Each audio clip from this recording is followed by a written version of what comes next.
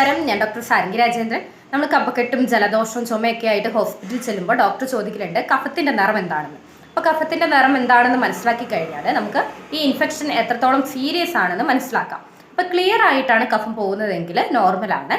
ഇനി മഞ്ഞ കളറിലാണ് പോകുന്നതെങ്കിൽ നിങ്ങളുടെ ബോഡിക്ക് ഒരു ബാക്ടീരിയൽ ഇൻഫെക്ഷൻ സംഭവിച്ചിട്ടുണ്ട്, ബോഡി അതിൻ്റെതായിട്ട് പ്രവർത്തിച്ചുകൊണ്ടിരിക്കുകയാണ്.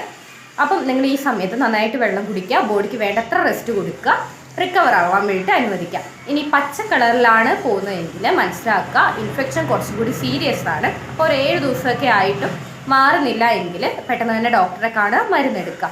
ഇനി ചുവപ്പ് അല്ലെങ്കിൽ ഒരു പിങ്ക് കളറിലാണ് കഫം പോകുന്നതെങ്കിൽ മനസ്സിലാക്കുക നമ്മുടെ നേസൽ പാസേജിൽ എന്തെങ്കിലും ഇറിറ്റൻസ് ഉണ്ട്, അല്ലെങ്കിൽ ഇറിറ്റേറ്റഡ് ആയിട്ടുണ്ട്, ഡ്രൈ ആയിട്ടിരിപ്പുണ്ട്, അതുകൊണ്ടാണ് നിങ്ങളുടെ കഫത്തിൽ രക്തം കാണുന്നത്.